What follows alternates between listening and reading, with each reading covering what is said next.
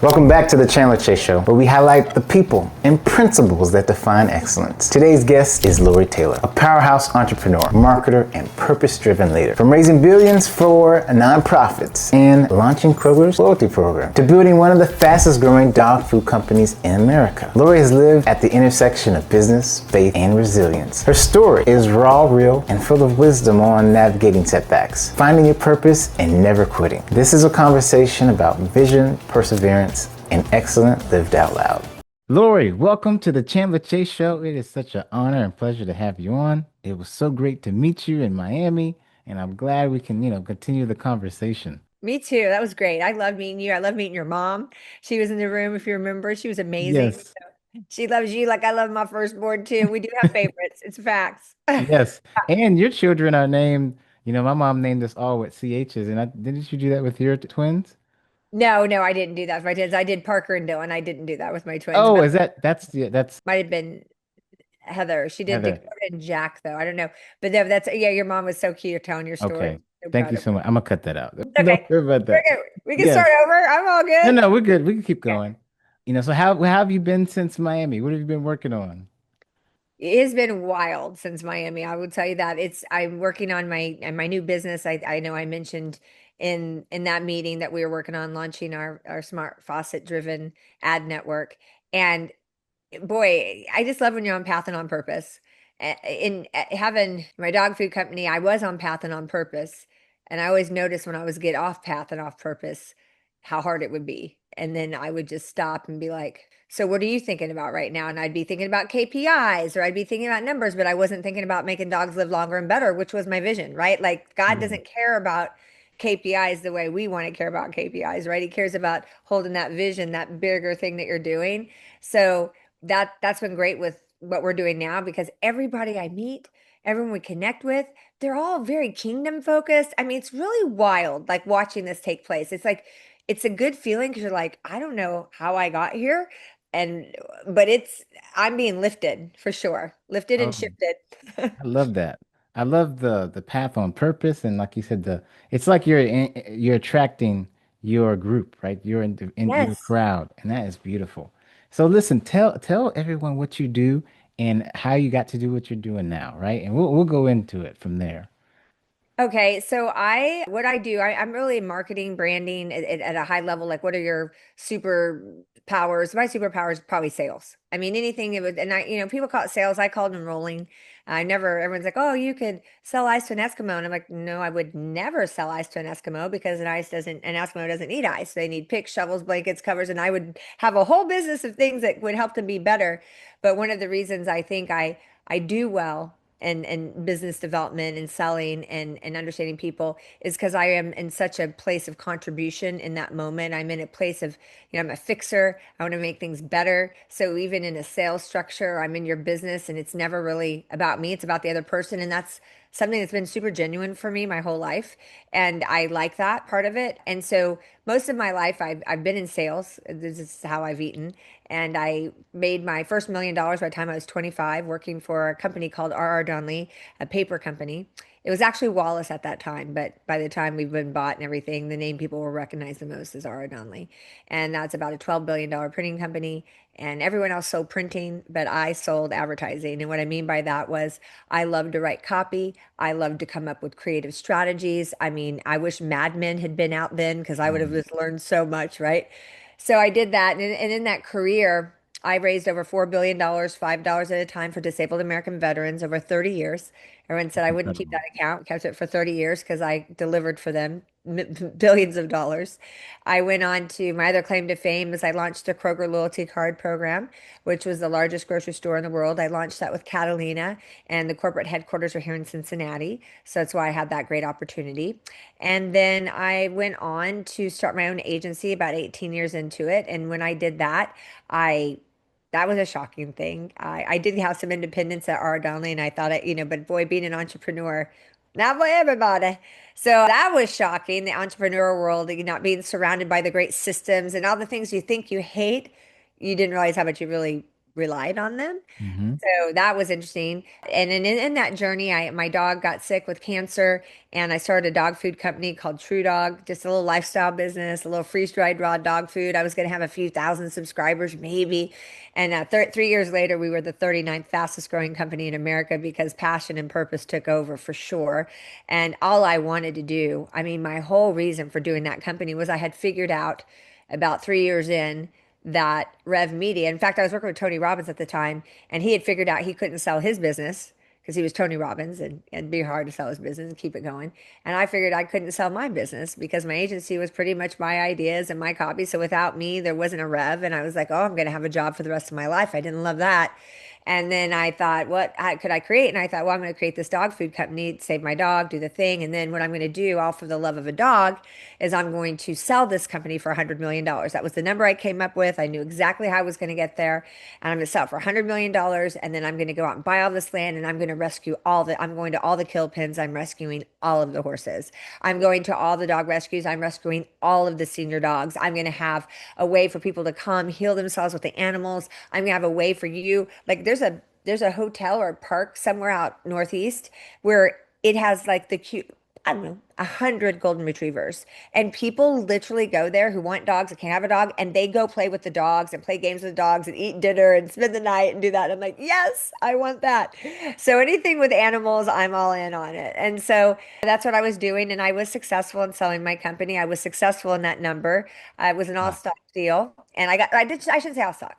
I did get some good cash, but I did pay investors. I paid off some debt. I mean, I got everything right with my people and then let mine ride, and it was a learning. I wouldn't be doing the wonderful business I'm doing now had that gone as planned. It did get uplisted to the New York Stock Exchange. It was terrible. It was the worst experience of my life. I'm not going to lie, watching them just rip my company apart, suck the cash out, and just destroy a company, and just sitting there on the board fighting the good fight, doing the things, and just watching all the horrible things that boards do. They're just horrible people, honestly. And I thought to myself, well, there's some growth here, and it was growth, but it was terrible for sure. And to be where I am now, my house burned down and we had COVID. I was like, oh, remember that time you sold your dog food company and then COVID hit, then your house burned down, and then just a whole bunch of things happened all in a row. And I thought, I heard a preacher the other day, and I know if people on this podcast are not into Jesus, they probably want to turn the channel. But I saw a podcast, and I won't mention which preacher, but I loved what he said. And he said, you guys are praying all wrong. And he pulls out the Bible, he reaches in, I think it's Corinthians, and he reaches a verse and he says, here's what you need to pray for. When you get people that you love and they are just not on path and not on purpose and they are in bad place, you need to pray that God keeps it coming. You pray for him to break them, to take them. You pray everything. You don't pray to save them. You pray for him to keep doing what he's doing because he is somehow refining them. He is somehow, and it was the most powerful thing. He goes, and he's gotten in trouble for being like a hell and brimstone type of preacher. He Mhm. said, this is scripture. And he reads it. This is in the scripture where you need to pray. And I thought to myself, well, that's an interesting way to flip the script, isn't it? I mean, an interesting way to say, what was God doing? I mean, he wasn't just sitting there on his hands when I was going through all that. He was not. He was watching me see things that maybe he saw about myself, about me that he thought I could grow through. And that's how I look at those type of experiences. So I really feel like this company I'm doing now is my reward because he knows I'm going to do the kingdom work. He knows I do believe in the great wealth Because you've transfer. been through the fire, literally. Yeah. And he's like, they tried to break her. And I remember at one point I could cry. I just remember like some bad stuff with my daughter, just stuff, really terrible things, like terrible. And the house and everything could go wrong went wrong. And I've never had that, in my life. And it just happened. And I remember being like, you know what? And just it came over me, just a knowing. And I was like, you know what? Keep it coming, Satan. Just keep it coming. Keep it coming. You give me everything you have to give me, and God is going to show you what he's got because I believe in God. And even though some days it was hard. Are we in a simulation? Some avatar, am I an avatar? Or some guy just lost his mind and just wants to destroy me, Not really, but sometimes you get in that. And the best I could come up with, and I hope someone listening, they hear this. I really feel like someone is listening and going to hear this and it's going to resonate with them. And at some point I thought, you know what? Some days it is hard to believe. Some days it's hard to have faith. sometimes it's really hard to understand what's happening. It is hard, especially as an entrepreneur. It's so hard. But you know what I did discover? No matter what, no matter how bad it got, I was still going to follow him. There was nothing that anybody could do to me, nothing. I came to realization, like I thought of all the horror. You know, if bad things start happening, you just start Yes. imagining the worst and the worst and the worst and what if, what if, what if. I took myself to the most horrible places and I was like, there's nothing that could be done to me that I wouldn't still believe in God. And it is in that moment, that knowing that everything shifted and So I got, in making that decision, I want to ask you, where did you keep your hope? Because how do you just keep getting punched, right? Left and right. And everybody has a plan until you get hit, right? The famous yes. saying. So when you kept getting hit, what was your plan?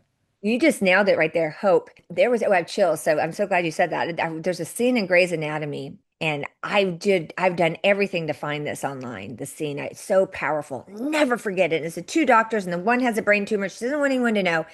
And they're going through this whole fight, and then the girl she's working with doesn't realize it's her scan. So Oh. the doctor's kind of talking more like, oh, this person has no chance. Like, do you know what I mean? Because she didn't know Mhm. it was hers because she didn't want her to know.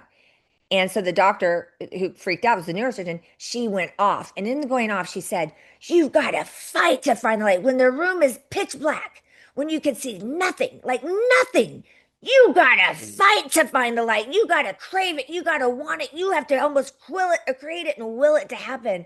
And I remember in that scene just being so moved by her passion and the words. Such a great script writer for that show. And I'm watching it and I'm like, yes, so much yes. And I always felt like that, right? And in that moment, hope was easy for me to find in that moment. Yeah, I had some knocks and stuff, but I find hope. Oh, there's some hope there. Oh, boy, when the room goes dark on you like that, you have got to pray because I don't think there's anything else to do. I don't know because I prayed for hope. I would pray. I would watch YouTube videos. I would watch any preacher I could. It didn't matter. I would just do it because that I couldn't find hope. And I realized in that moment, wow, there's so many people out there that are hopeless. And you look at them, you're like, get up, get going, come on. Hope is, I don't think that we appreciate hope enough. You know, people like, oh, that's hope.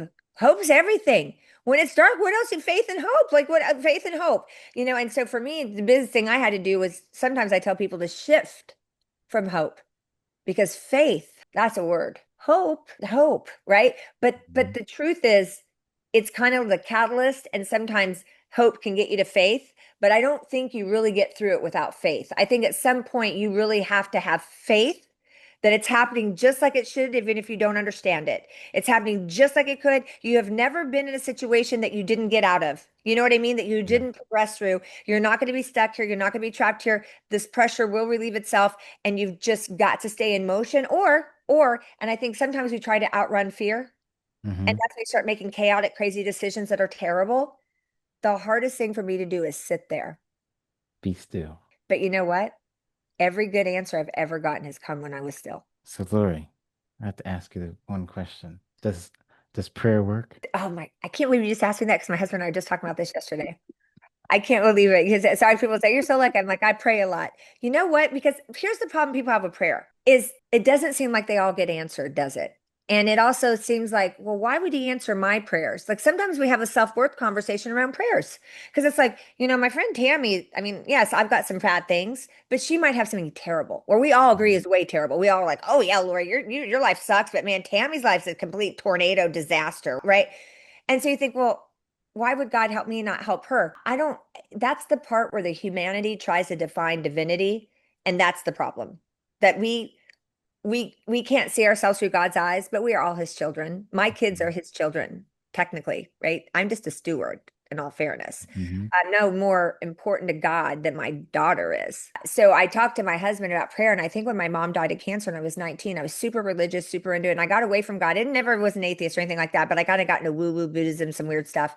And but I think because I did pray and she died. And I remember at her funeral reading a letter to her out loud and I was sobbing my eyes out. Couldn't even talk. And I got mad and I stopped reading the letter and I paused and I of course yelled at God because I wasn't really facing God right in my mind. And if I was in front of him, I would just melt into a million pieces and freak out, but be terrified. But I was so angry with him at that time. And I was, what, 19. So that, the chutzpah you have then, like, oh, I've taken on God. Who am I? Right. So I'm like, and I yell at him. I'm like, you taking my mom? You can't even give me 5 minutes to read a letter. Like, what is happening? Can I just have, I mean, like literally, that was my conversation with God. It wasn't a prayer. It was a rant. And in that moment, I took a deep breath and I started reading this letter again, and I was quiet. It was calm. I was like, thank you, like, thank you. And so I read my letter and I was like, yeah, prayer work.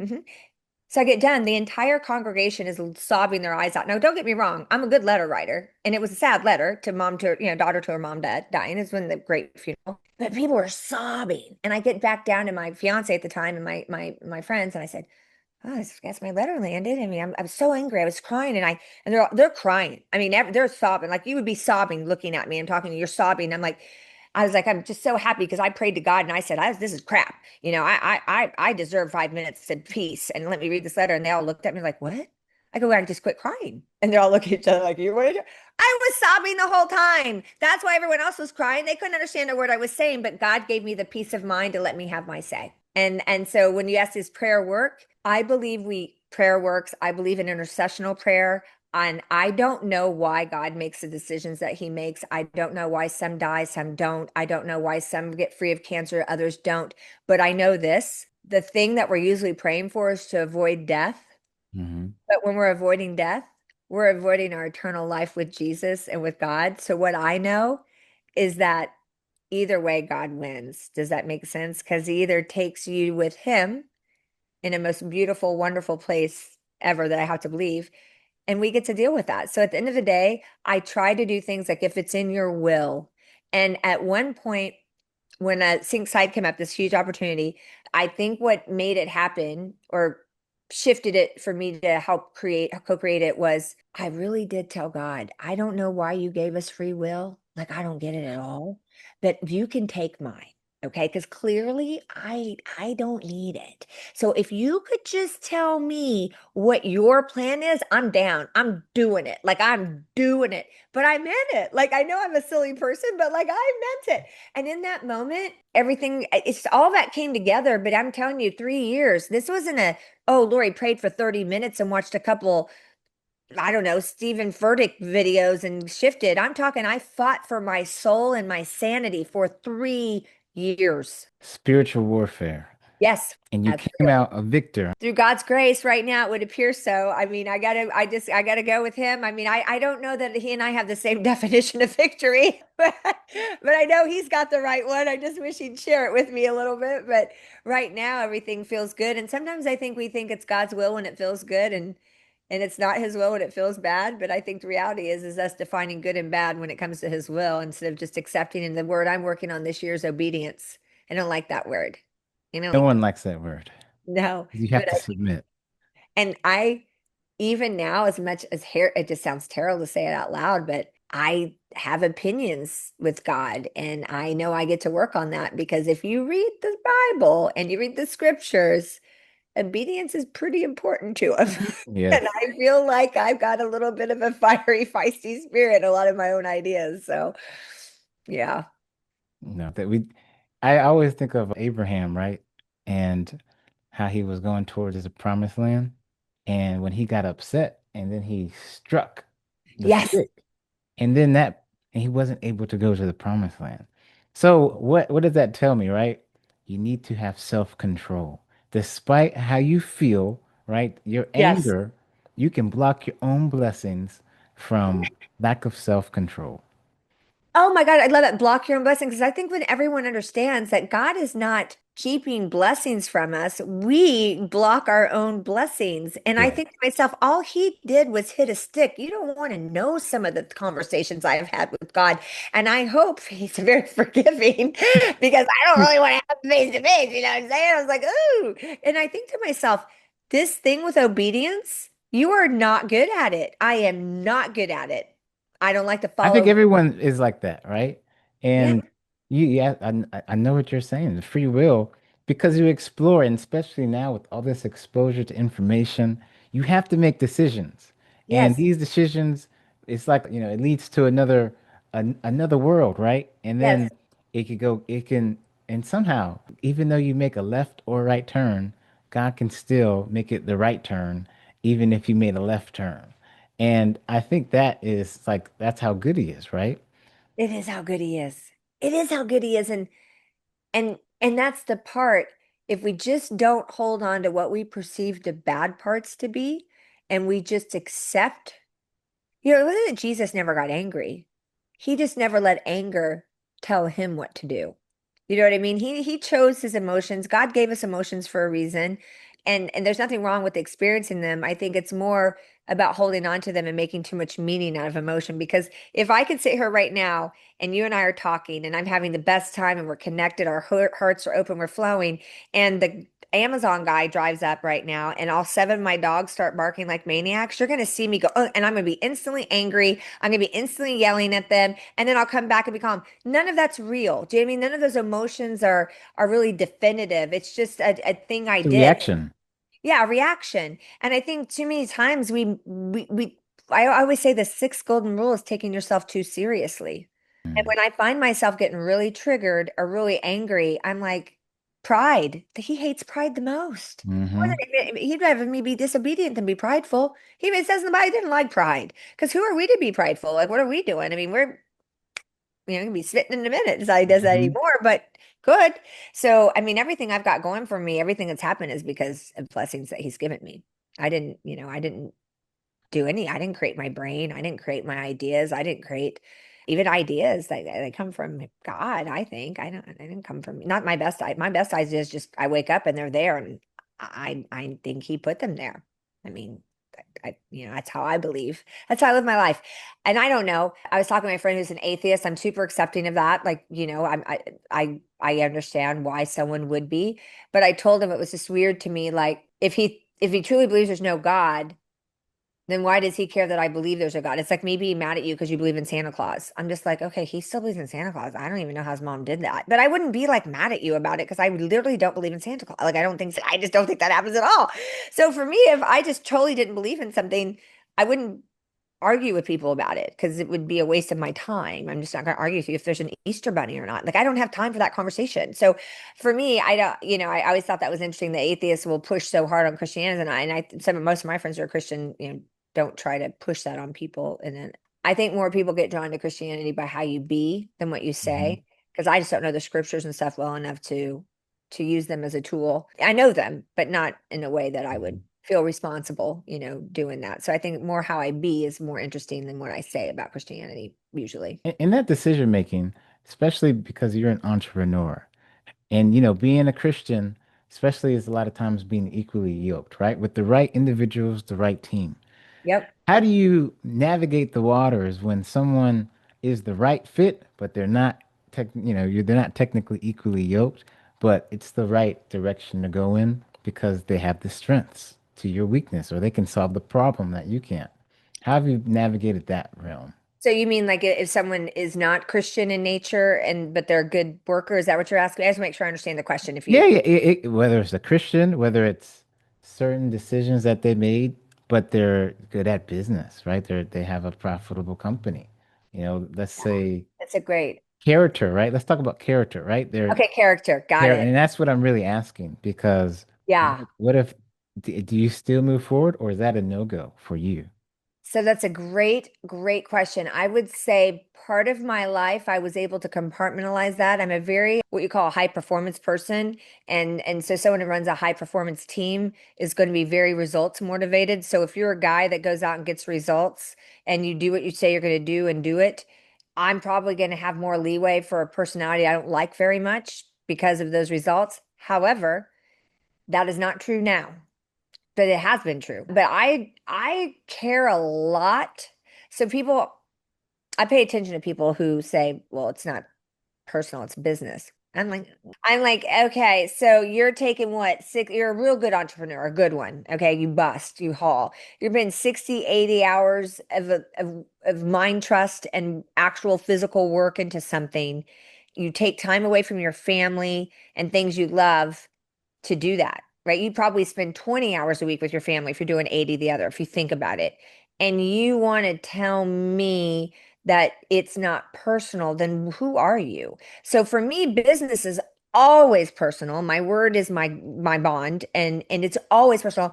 I don't personalize a business decision, meaning you and I could be doing business, happy as clams, and you come to me, you're like, babe, I know we said we were going to buy this property and I was going to do this and you were going to do that. And I'm looking at it now, and financially, I'm going to have to come out way more pocket than I thought. Mine part's a little bit harder. Your part is a lot easier. So we need to reshift it. And if you can't reshift it, I can't do it because financially I can't support it. Never going to be upset about that. As long as you're in ownership. For me, the ownership's important. For me, the ownership is saying, I know I said X, but here's why Y has to happen. What I don't do well with is people who are victims, blaming, like I don't like blamers and shamers. I don't want to work with those people. So to answer your question, where I'm at now is I have some non-negotiables that I didn't have before. And I have non-negotiables, and one of them is just how people treat people and how they show up. And right now, I'm having a hard time with people being their word. So for me, I see people moving very quickly. I see people saying yeses probably before they should say yes, and then they're not honoring their yes, and then I just find that a lot of people just aren't their word. They don't do what they say they're going to do, and then I end up having to do the thing to get it done, and I would just rather have you said I'm not going to be able to do that. And so for me, I know it's a lot of words to answer the question, but I hadn't thought it, and I'm kind of speaking to think it a little bit. And I would tell you this, if I know someone is unscrupulous, if I know someone has screwed a lot of people over, I will not do business with them, because you know why? I think it's a scarcity mindset to not say next. I think we get to create the life we want to get to create. I think we get to get clear on what that is. And I think is I've been there. Like that investor comes along, you need that 100,000, you just needed it. And this guy comes along, he's got it. And then you start to negotiate it, and it starts triggers and flags, right? But you're like, I need the money though. And I'm like, as easy as this guy just came along, what happens if you say next? Like, what happens? Do you truly believe that that's how God and the universe, even the, take God out of it, you really believe that's how the game is played? We have one chance to save the company. No, it's not. It's No. true. It's not how it works. I've been doing business for a long time. It's just, there's always multiple solutions. And what I used to tell people, and I hope someone needs to hear this, I'm saying, I know this, I used to say, here's this. I used to tell my business partner, Anthony, is the best business partner. And I say to him, look, Anthony, we're holding hands right now. And sometimes he'd want to fold the hand, right? And I'd be like, and here's the thing, based on the cards in our hand right now, we're screwed. We're smart. We know what we're up against, and the cards we have is not going to give us a full house. We're not. But here's the thing, we don't know what happens if we just say we'll take four new cards. So yes, with the resources we have today on Friday, right now at 3:51 p.m., I am totally screwed. And then at 4:05, my friend could call me that I haven't talked to in 3 years, catch up. I'm telling him, I'm just upset, blah, blah, blah. Oh, well, I know someone at Sony, they could help you right out. Like, you are one phone call, one connection, one person, one piece of information, one video away from the answer. So if you truly live your life thinking there's only one answer and one way to find that, I think it's a very limited way to live. I think it's a very scarcity mindset. But if you truly believe you're on path on purpose, you know the answers are coming when they're supposed to come. And God, you wish you had an answer today, but you don't, but you will tomorrow. Because at the end of the day, the problem will solve itself and the solution will present itself. I've never seen a solution not present itself, but I have seen me not be patient and wait for the better thing to come along. And what I learned at level 56, I just turned 56 last week. And what I've learned at level Happy birthday. 56, thank you, is patience is a virtue, but you have to have faith to have patience. Patience comes from faith. And when you're not patient, ask yourself what you're not trusting, because it's typically you don't have faith. I don't have patience because we don't have time. We don't have time to get the answer now. We don't have time. You're like, but if you believe God's on your side and you're on pain and prison, you have all the time in the world. You have every time. You don't need any time. He's all good. Are So you I just think, committed to the vision? Because yes, you have the vision, but a lot of times he doesn't give us the plan. And that's what we have to figure out. yes. And that's what you're saying. That's what I hear. I'm like, you are right. Because why compromise that $100,000? The terms don't make sense. And I can't sleep. I have no peace. Right, And you none. telling, and you telling me I should take this deal. Yeah. And And you're, that's what people ask me. They're like, how do you know if it's God or whatever? And I think that's a great question, right? How you get a thought, it's a God. And yes. I don't know for sure the answer because obviously no one knows for sure the answer. But based on my life experience, when I'm really paying attention to it, I don't think God scares us in our mind to not do something. Like if I'm really fearful about something, I don't believe God puts fear in our heart. I believe when you know it's God is when you feel peace. When you're Yes, in the angst and you're absolutely. spiraling and you're like and you think, I should just fire this person and peace comes over you. Because there's no confusion.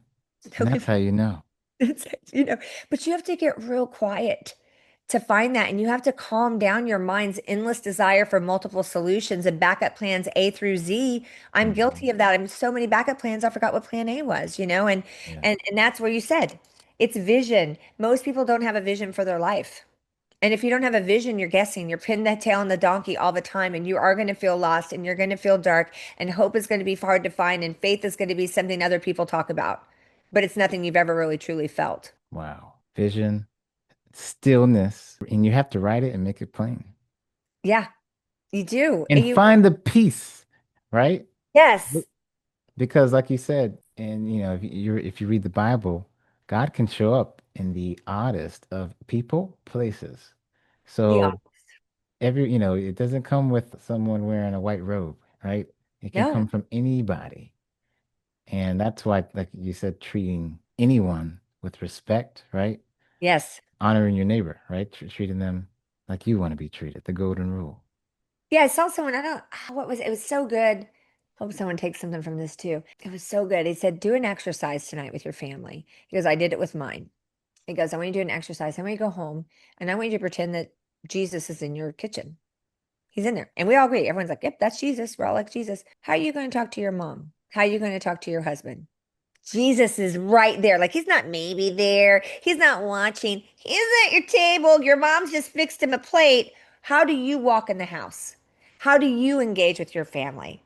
Are you in a hurry? Are you on a Zoom call? Are you like, don't talk to me right now. I'm working. I'm stressed out. And why aren't the dishes picked up and there's poop over here? Sorry, Jesus, but this is a mess. This is how he shows up all the time. No, no one's doing that in front of Jesus. And so he said, and then take it one step further.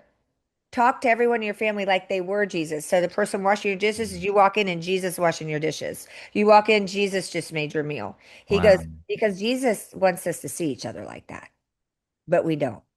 That is an excellent exercise. It's crazy when you do it because you realize just how much you are You not missed the mark. Yes. it's in the market. And it doesn't matter how much you think you love your mom. I've seen how much you love your mom. But I know you've never not, been like, okay, mom, whatever. We've all done that. She's your mom. She expects it. She's a big girl. She's seen it Yeah. before. She's done it. But I'm saying you would never talk like that to Jesus. And so his question is, then why would you talk like that to my children? Because I care way more how you talk. If you came home rude to me, I'd be okay, but you're rude to one of my kids, we're going to go. I mean, we're going hard. I'm like, you come in my house, be rude to my kids, what's happening? So, I mean, that's how Jesus feels about his children. Like, why are we being Amen. mean to each other? And I hate when my kids fight. I hate when they're fight. I shut that right down. I don't let that, I navigate it. What do you do when your children fight? They don't. I've done a great job. I have 5 kids. I haven't done everything right for sure, but I did a good job of building a team. And I taught my kids the concept of team. And I said, if you can't work as a team in a family, you will never be able to work as a team, not on the field, not in the office, or whatever. The best way to always know you'll play a team is learn how to do as a family. So every now and then, I would tell Dylan, my oldest twin, the oldest twin, they're identical, but he's born first, and and he shows up that way. It's hilarious. And I'll be like, Dylan, I'm calling team captain. I don't want to have to call team captain, but today I'm calling team captain. And so we do that. But with my kids fight, it's really the twins will fight more. None of the other kids really do. It's the twins are identical boys, 16. And I just tell them, I say, Dylan, what are you doing right now? And usually it's one of them trying to change the other one. So I'm always like, Parker, why are you giving Dylan your power right now? Why do you care what Dylan's doing right now? I don't understand why you care. You are literally focused on something you can't change. And so I use them to coach each other and they see it. Like I ask them questions. I don't tell them how to be. I ask them why. I'm like, why are you giving me because I'm like, because but I need to understand you just gave, look how upset you are. Does Dylan look upset? No. But you're upset all because Dylan let his alarm run for 5 times and he shouldn't. Parker's like, your alarm goes off, you should just get up. This is something they will fight about. It's hilarious. And that's how I do it. I just ask them questions. I get them to see how much fighting in general does not serve your own soul, regardless if it's your sibling, your neighbor, whoever. I mean, typically, what are you doing? Like, what are you doing? You're not no one's personal Jesus. So who am I to judge you and come at you? You know, ask for what you need, ask what how you can support me right. And I'll say, how can I support you right now? That's the if you did one thing and you changed one thing in your life right now with your wife or with your girlfriend, the number one thing you could do when because women are very prone to unpack our day in a way you guys don't, right? In a way men don't. It's true.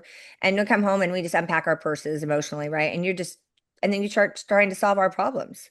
And that never works out for a man. And every man will be like, yeah, I don't know what to do. So then you say nothing. So then you don't care, right? Because then we're like, oh, now you don't care. And you're like, oh my God, I can't win for losing. And you just want it to be over and wish I wasn't friends with Tammy because I always bitch about Tammy. I mean, you know what I mean? You're just like, oh my gosh.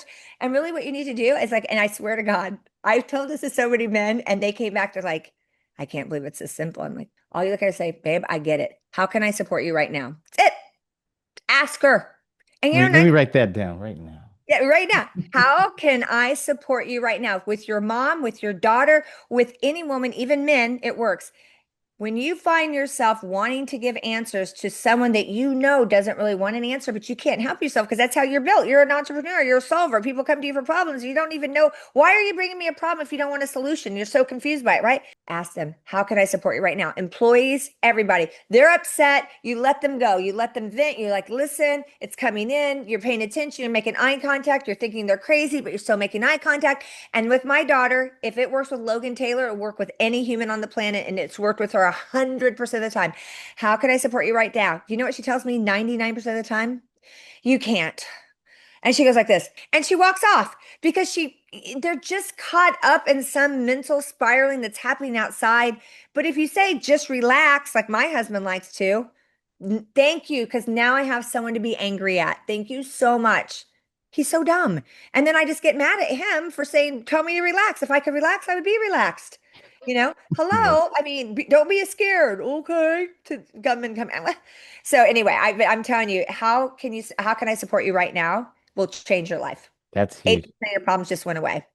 You know, and you take me back. I've had some good leaders in my life, and you're exactly right. They said, "Well, what do you need to be successful?"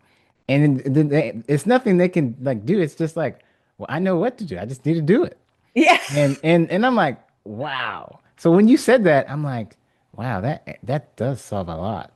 it Because does. someone really in that moment, they just want to be heard. They just want to feel important and know that you care. And that's it. That and that's fair. And any question you ask, it's like, well, did you tell her this? Of course I told her that. Like, anything, it's Yeah. like, it's like, why would I say that to her? Of course I'm not going to say, whatever. Because they're upset. It's like arguing with a drunk person. That's insane. Who does that? It's dumb. But what isn't dumb is, because you know what is, how can I support you right now? And sometimes you're like, if you could just give me a hug. Great. She gave you something. You're like, you're happy to give your wife slash girlfriend, mom, Mhm. whoever a hug. Like, it doesn't matter. Or I just, you know what? Maybe I need to take the rest of the day off. Go do that. Go take the rest of the day off. You just go take a minute, take a beat, get back to it tomorrow. So that's a big thing that I focus on asking people, how can I support you? And it also makes them go to the left side of their brain, right? Because a question got asked of them that they don't know the answer to. And it makes them stop from the crazy. I think most of us want someone to hit the pause button, but just don't know how to do it, you know? I mean, I wish my husband could wave a wand and I could be as happy as he wanted me to be in that moment. Wouldn't that be great? My God, I would just be like, oh, I'm going to my husband right now for his magic wand. It's like he does not have a magic wand for everyone listening. It is a hammer. So, but yeah, that's something that's been important to me is the emotional development. And how do you ask the question to go to the left side of the brain? What questions do you ask? That's it. How can I support you right now? So I just ask a question, how can I support you right now? And I Oh, watch back and forth. everyone. They go like they immediately go from the emotional experience they're having out loud with you and typically reliving, like rehatching something. And how can I support you right now? They may say, I I just need a can I just vent for a minute? But the thing is, they just asked you permission, right? Can I just vent Hmm. for a minute? I just need to vent for a minute. And you say, I can do that because you can, because we're all clear what's happening now. You're clear that because before that, I think you're kind of like, I don't know what I'm supposed to do with this information, but I can feel like whatever I do is going to get me in trouble, you know? And it's like, but the minute they say that, you're clear as a man, even you're like, oh, yeah, of course, just go, babe. Go, you do you, you know? And then say, you got more? You got more? You got more? I'm good now. All right. What are we doing now? How can I support you now? Wow. And you just keep going. And now, how can I support you? You keep saying, how can I support you until they don't need to be supported anymore if you love them. And you do this like with your team as well. 100%. In fact, I have one friend that laughs because he knows I do it. How can I support you right now? And he goes, as soon as you say that, I'm not even mad because it works so well. And I realize, thank you for saying that because it makes him realize he was just in his headspace of crazy, where it's like, Mhm. because I don't have any answers when someone's like that. Like I don't know how to answer things but with my team, I do a good job, and I work really hard on victim conversations. I think there's a lot of victims in this world right now, and I think that's very disempowering. I really, really want people to have personal responsibility. And when you take personal responsibility, you take ownership, like Jocko says, that Navy SEAL out on YouTube. Everyone should go watch him. But you cannot have this a lot. If you're not in ownership of the problem, you cannot be you won't find the solution. You just won't. You have to be in ownership. There's a problem. You have to understand there's a problem. You have to understand that you're ultimately, as a CEO of the company, responsible for all the problems ultimately. So ultimately, at some place, some way, it was your fault. Your source, your co-creator, you're holding the vision. So you get to think, well, what about me is causing these breakdowns in the team? How am I showing up? And then all of a sudden you'll notice that you're distracted. You haven't been present. And so even though what I've learned a long time ago, and I truly believe this based on results, is anytime there's discord on a team I'm on, even if I'm not directly involved and I had no direct decision making power on the terrible decision that got made. However, I am source for patience. I'm source for faith. I'm a source for trust. So if your team's running around scared and worried and thinking they have to come up with quick answers and quick solutions, you somehow have not created a container of faith, love, and trust. And my container is always Luca, which is love, unity, compassion, and authenticity. And I found that if I can hold space for love, great. I can hold space for unity. Fantastic. I have a tremendous amount of compassion. I'm factually too good at putting myself in your shoes. I get to be about, like, let people. Sometimes I have too much empathy for someone. They're going through so much. It's still no excuse for their behavior, right? And then authenticity. If I always show up authentic, then I create a container where other people can do that. If you're not being what you're asking people to be, you are the problem always because You they've set the been. example. Yeah, and you're creating the container. It's a quantum physics thing. It's you're getting reflected back. Horses have taught me this. You're getting reflected back. I can ride four different horses with four vastly different personalities, with four vastly different talent levels at different things, and I can have a day where they all show up difficult, difficult in their own way, like not the same way, but their own way. What's the common denominator? Me. So what Mm. about me wants it to be difficult? What is going on in my life right now where I crave difficultness? And that's how I think. So anything that happens to me, I always think to myself, who am I being right now that I'm experiencing this? What about me needs, how is this serving me? It could be something terrible. It could be, but even terrible things serve you somehow. Because sometimes we like to feel crappy about ourselves. Sometimes we like to be mad at ourselves. Some of us go around loving, shaming, and hating ourselves, which is bizarre. And you met those people just committed to being in a bad mood and you just don't get it. Those people, they're committed. They're committed to seeing everything in a negative way. They're committed for them to be them against the world. And I think that's the number one thing entrepreneurs have to, one of the top things you have to really, really, really do master is your emotions. If you're a trader Mm. and if you're a real estate person, I mean, gosh, you're making a lot of decisions based on things outside of numbers, right? You're making some big decisions, some big capital decisions with gut instincts and things like that. You need to be clear. You need to be clear of fear and you get to be centered and peaceful and know that you're making the decision from a place of strength, not giving into a weakness, which would be fear or scarcity mindset that makes you think, oh God, I got to grab this house. If I don't, I'm never going to get. No, this house was not the right house. You knew it when you bought it. And you just needed to wait for the right one to come along, but you jumped on the wrong one, and then that wrong one caused so many problems and so many Mhm. headaches. And now you learn, well, another growth opportunity by Lori Taylor, fine. But it's like, wow, like my friend Heather is like fun, lucrative, and easy. You met Heather, and like we Mhm. really, she's like really wants things to be fun, lucrative, and easy. It doesn't mean she's afraid of hard things, but that's her North Star. If it's fun, lucrative, and easy, then it makes sense to her. If she's pushing ropes up hills, it doesn't make sense to her. It doesn't feel right. It doesn't feel like something she should be pursuing. It doesn't line up with her definition of a happy life. And I love when people are like that. I love when they're clear on what their North Star is. And that kind of takes us back to your purpose and passion, and that gives you your North Star. But Yes. and you found that through learning yourself. And that's what they say the true masters is, right? Knowing thyself. And you have to spend time getting uncomfortable to, like you said, learn your strength, Yep. your weaknesses. Yeah, it's going into those dark shadows of yourself, the ones that we avoid. Like I might avoid sadness like the plague. You know, Heather would avoid being angry like the plague. I'm super comfortable being angry. I don't have a problem at all. I'm like, let's get mad. Let's say I'll be mad for like 5 minutes. Let's go. And I'm like, okay, I'm good. You know, so I have a lot of mastery over anger, so I'm not afraid of it, but I don't have mastery over sadness. I don't like to be sad. I avoid sad. And a lot of times with that makes me even angrier person because when you want to be sad, you need like a change agent. It's like sad to grateful is difficult. Sad to anger to grateful is easy, right? Because you're Mhm. angry, you do things, you see yourself, you're like, oh my God, you're crazy. You're taking yourself seriously again. I'm so grateful for my life. I'm so grateful for my boys. I'm so grateful for the gifts I have. I'm grateful, grateful. Thank you, God. Thank you for bringing me. Help me see the things. Help me shift my perspective. Help me look at the things in my life I get to be grateful for. Okay, He will, but you got to be comfortable in the shadows of yourself because that's the part, that's the subconscious.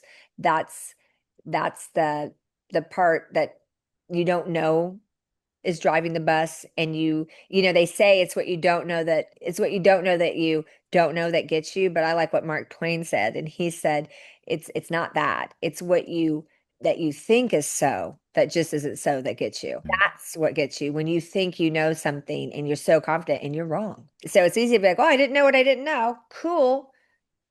Tougher is what your brain to believe to be true. Like whatever that is, like could be the grass is green and it's not, right? And you think it's green and you're like, oh, grass is green. You go walk on it's lava. I'm giving a terrible example, maybe funny, but that's example. And then that's what really gets you. Those are the things. And so I work hard to not be afraid of the parts of me I don't love.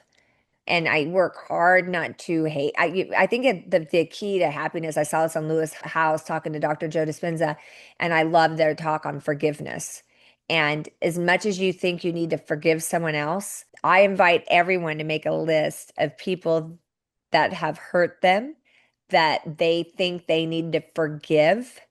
And then you get to ask yourself, what do you get to forgive about yourself, about that person? And it could be something as simple as an ex-husband that you feel like maybe they betrayed you, maybe they cheated on you, I don't know, whatever, and they have done some terrible things to you. But there's a part of you that hates yourself because you married him in the first place, because you stayed longer than you should have. Like there's things that you did around it, like exits that you didn't make or moves you didn't do. And you truly are projecting a lot of anger towards this person who's blatantly let you down. But ultimately, I think most of us blame ourselves at some level. And if you can find the blame and shame that you're holding for yourself and being rejected or not making the right decision and making the terrible business decision, whatever it is, that is freedom. If you can Mhm. forgive yourself, that will change that. A lot of people who are sick have a lot of anger towards themselves or shame themselves and they don't know it. They don't know it. But if they got real honest with themselves and they could find it, I bet you would see a lot of people with a lot of pain and illness in their bodies would be relieved of that. Absolutely be eradicated. Yeah, I really believe that. I do too. Yes. But I think God's kind of required to help that work the best. But at the same, again, forgiveness comes from, He's the ultimate in forgiveness, right? Yeah, I think He can help with that. But You can. yeah, But Lori, you've continued to climb towards your vision, right? What would you tell your younger self? I would tell my younger self to be more clear with what I wanted to be. I got definitive later in life. I wrote down, I would tell myself, read the book, Think and Grow Rich. I would tell myself, do personal development. I would tell myself, go to church. Don't stop walking with God. You walk with Him every day. You read the scriptures every day. And I would tell myself to be more focused out in my life because in my younger years, I think I got really focused on the climb. I grew up poor and I got the, and I was never, the good news was, I was never like, I wasn't one of those people that got money and everyone's like, oh, it's awful. No, no, I got money and I helped everybody. I'm this person that had an entre, it helped everybody, paid off people's bills, did everything for people they live. I did all, so no one has any, I had none of that. I think it's what I cared about. It wasn't how I showed up to my friends. I was still an excellent friend and I kept my friends for 40 years. They knew me, the whole time. But I think and I didn't enjoy the I think I was so quick to get on to the next thing, the next win, the next rung, the keep going, keep going. Oh, you did this, you could do that. Let's get this. And I was just so bitty, like Pac-Man gobbling it up. I wish I'd had enjoyed the journey a little bit more in my younger years, for sure. And that's what I would tell. But I also tell my younger self, good job. So I think a lot of people look back on stuff and have is, good job, lady. Like, how did you know to do that? Like, you made the best decision right there. Oh my gosh, you did such a good job here. And I want to go back and be like, I know you don't know this yet, but those were really good decisions. And great job turning the other cheek. Great job loving your ex-husband despite blah, blah, blah, blah, blah. You did the right thing by your kids. So, like, going back and saying that, like, I did some really, like, looking back, I was like, how did I, wow, good choice, you know? So, going back and giving myself some kudos too, my younger self, and then really acknowledging good decisions I made because I think it's really easy as humans to go back and see the spots on the leopard and forget how beautiful the leopard is. That's amazing. And Lori, what do you want to be remembered for? I've talked about this. I used to always say, oh, she's the most loyal, generous person, blah, blah, blah. And I was like, yeah, but if I was really wanting, what, what would people remember me for?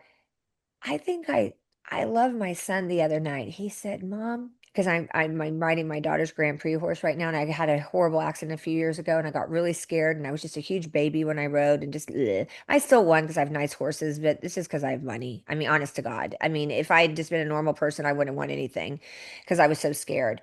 And and I just made a commitment that I knew if I was going to be 70 years old. I could not be on this horse that could do a Grand Prix and not ride my horse the way I drive, like a maniac. I want to be known as a fast rider. I love horses more than anything. I love the sport, and I fought so hard to love it more than I was afraid of it, right? I'm going to answer your question from this. But my boys have watched this. So at 56 years old, when everyone else is coming down and they're taking their jump sizes down and they're going slower and keeping it chill, I'm letting it rip. And I know my personality is well, you'd be like, of course you're letting it rip. No, no, no, you don't understand about the horses, how scared I got and how much I fought. And it was just hard. My trainer never quit on me. God, oh, I love this man. David Beisel is the best in the whole world. But my son looked at me and he said, Mom, you just never quit. You would never quit on a friend. You would never quit on a problem. You just never quit. And you always believe in God so hard. You just always find a way to find the faith with God. But he looked at me and him saying, I never quit. And I thought, I think that's good. Like, I think it's good. I'd like to be other people's inspiration because I think there's a lot of people out there that want to quit right now and they're tired and they don't understand how to keep going and the world is dark and people are dark and it's not how we grew up and the world has changed and people can't navigate. It's going to change even more with AI and all the things that are happening. People don't understand what's getting ready to come our way. And I do believe we're going to tribute. I think some things are going to get hard. I think it's going to get harder before it gets easier. And I think the only way to get through is faith, love, and friends. So I just my legacy, I think, would be is like she never quit on a friend. She would never let you quit. And, but I knew when to quit. Does that make sense? Like I knew not quit, but when to accept. And I want to be known as someone who I was a gift for that person. She was a gift. She was my gift. I want to be right. Someone to come in. Everyone said to me, she was a gift in my life. She was a gift in my life. I want to be a gift to everyone's life, whatever that is, whatever that gift is. I want God to work through me. I want God to use me. He has given me the gift of words and talking and on stage. He's given that to me in a way that I know He uses me to get through to people sometimes. And so if I was nothing more than someone said the gift, and I don't mean in money, I just mean I made a difference in everybody's life in some small way. They remember like she got me one day and I was having a bad day and blah blah blah. I would love that. That was my legacy, that she wasn't perfect, but man, she was a gift in her own way. I think that would be something that I feel like I did God's job. I did my job on this planet because I think that God works through me for people who have a hard time hearing him. I love that. So how can people get in touch with you? Well, it's interesting. I used to do Twitter real big and I got built it up real big and now I don't hardly do anything because my account got taken away from me because my person who I handed it off to in my team was a different IP address and thought she was being a phishing scam and didn't respond to them. So then they thought someone had hacked my Oh, account. I lost my 75,000 followers that were real fun. And so what I did now, you can hit me up on Facebook is really the best way to get me on a DM at Facebook. And I'm at Lori Raylene Taylor, Raylene Taylor. And then really, if you just Google Lori R. Taylor, I come up in a lot of searches just from some things I've done. And then Instagram's, I don't do anything on Instagram. I'm going to start doing stuff on Instagram, but honestly, I don't do anything on Instagram. I don't, my friends are on Facebook. I'm old, whatever. I have a ton of friends on Instagram, but it's a lot of showmanship over there. It's a lot of influencer stuff. And I don't know. I find like I get caught up and sucked into it. So I kind of just, Facebook's good for me. I see all my horse people. I just like, we all go to social media for different reasons. I like to go watch my horse family and show all their pictures of their horses and stuff like that. So Facebook's pretty good for me. LinkedIn is Absolutely. terrible. I have a good LinkedIn following, but I never do anything on LinkedIn. So Well, Lori, it has been a pleasure. Thank you for coming to talk about passion and purpose. you're And welcome. Thanks for having me. I know we had a good gospel sermon, I guess. So hopefully yes, yes, we did. business down just because I don't know. If I just left anyone with anything. It's you know, I, business is personal, people. I don't know how you're going to discern that later with God. Well, no, that was business. I don't think that's a real that's something man made up. That's not something he made up. So it's like at the end of the day, I think you should live every day for your eternal life. And when you do that, you'll realize we're all billionaires. And when you live life like a billionaire and you think like a billionaire and you say to you, what would a billionaire do? Most of us don't know what a billionaire would do. We just think. But we are all billionaires in our eternal life if we walk with Jesus. And that's what I believe. And I believe that he is doing a great wealth transfer right now. And I do believe that good people are going to come into more money than they've had before. And I just encourage everyone to support your local community. If every entrepreneur that could supported their local community, we would live in a different world. But so many entrepreneurs try to solve cancer and save Haiti and all these things. And I'm not opposed to that. I'm not saying that, but I'm saying if we all took care of our communities in the way we could change the world one community at a time, you, Absolutely. it would be a ripple effect beyond anything people could imagine. I believe that too. Yeah. Well, thank you again for coming on the Chandler Chase Show, and we'll be seeing you soon. All right. Thanks. I Take appreciate care. it. All right. Bye. Bye. That was Lori Taylor. And what a masterclass in resilience and faith. From billion-dollar campaigns to rebuilding after life's hardest punches, Lori reminded us that true excellence isn't avoiding adversity, it's choosing how you respond. Her journey shows that faith, vision, and integrity can turn even the darkest moments into a catalyst for growth. If this conversation encouraged you, share with someone who needs hope. And make sure to subscribe on the Chandler Chase Show, where we explore the people and principles that raise the standards of excellence. Ciao.